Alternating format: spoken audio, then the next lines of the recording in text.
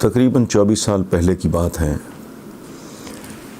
रोज़नामा सदाकत में अब्बास सतर, बहुत बड़े जर्नलिस्ट, बहुत बड़ा नाम, वो चीफ़ एडिटर थे, मुन्नू भाई एडिटर थे और मैं उस अखबार का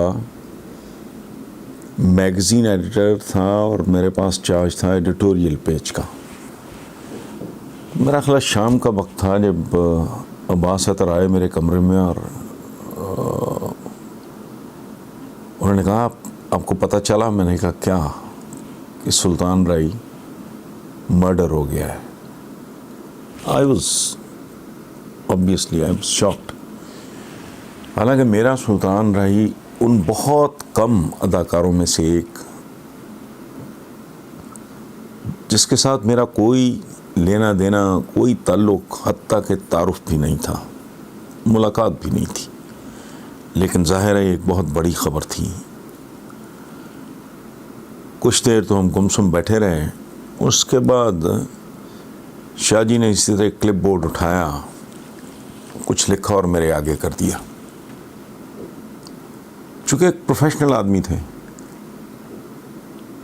मुझे कहते हैं ए देखो और दसो ये सुर्खी ठीक है? ऊपर लिखा था राही रस्तों में मारा गया। तो मैंने कहा शाह जी इससे बेहतर सुर्खी तो हो नहीं सकती। सो अगले दिन मर्डर के साथ साथ ये सुर्खी भी बहुत डिस्कस हुई।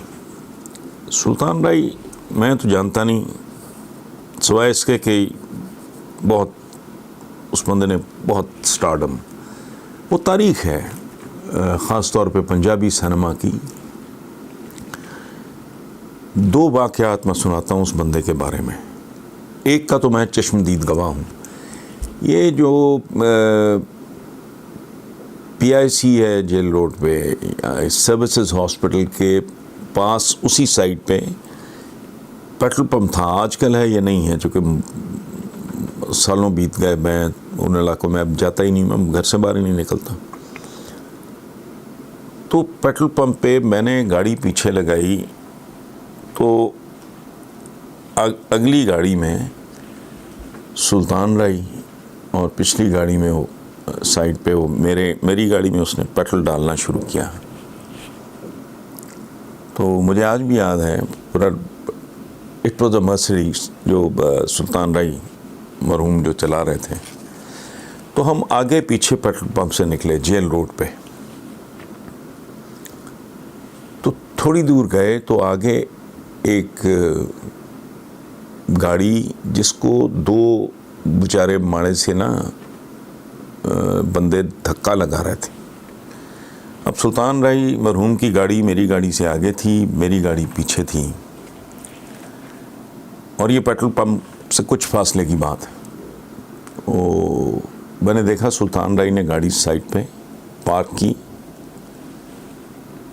बाहर आए और उस गाड़ी को धक्का लगाने वालों में शामिल हो गए। It was a wonderful experience. उस बंदे का वो जेस्चर मुझे आज भी याद है। वो हैट पहना हुआ था और टिपिकल किस्म का काउबॉय सा लिबास था। एक ये वाक़या, but that is the end. Otherwise मेरा, चूँकि जब सुल्तान राई का उरूज शुरू हुआ तो ये वो ज़माना था when I was fading out. मेरा जर्नलिज्म का स्टाइल बिल्कुल चेंज हो गया था। मैं कॉलम निगारी में ज़्यादा संजीदा मामलात में पड़ गया था। अच्छा, दूसरा वाक़या, पाकिस्तान के पहले मेगा स्टार थे संतोष कुमार। उन जैसा हुस्न किसी को हॉलीवुड में भी नसीब नहीं हुआ। उनके छोटे भाई थे दर्पण, वो भी इंतहाई हैंडसम आदमी थे। उनकी ग्रीन आँखें थीं और दोनों भाई बेपनाह खूबसूरत। उनके तीसरे भाई थे एस सलेमान, अब भी हैं, बीमार हैं आजकल, उनके लिए दुआ कीजिए।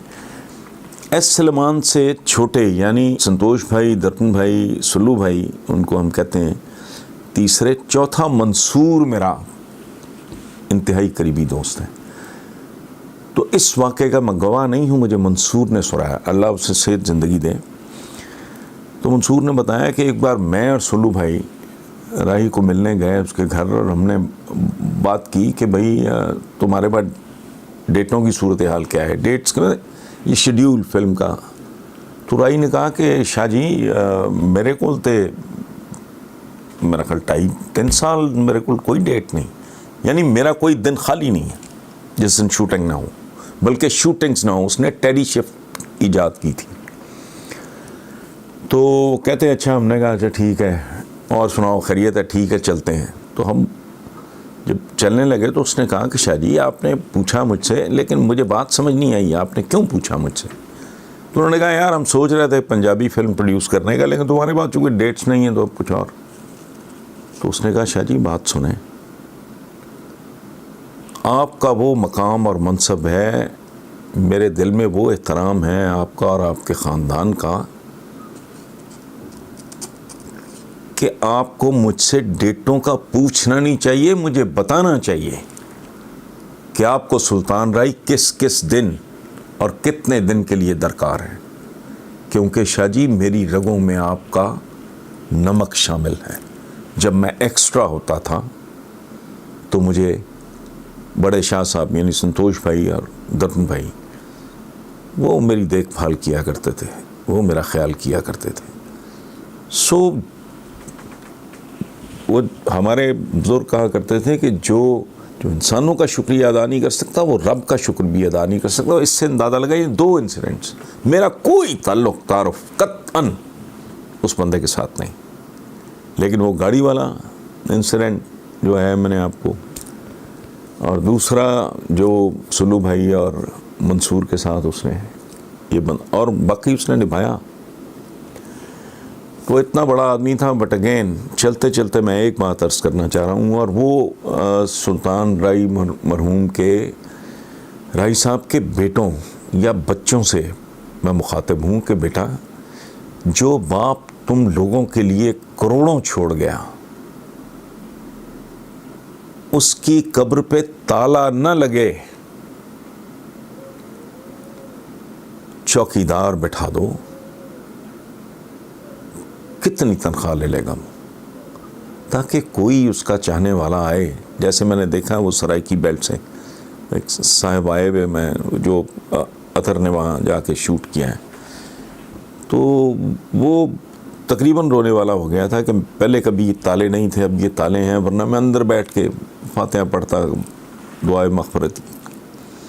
तो उनके बच्चों को चाहिए कि बाप की कब्र पे ताला लोगों का इस्तकबाल ना करें।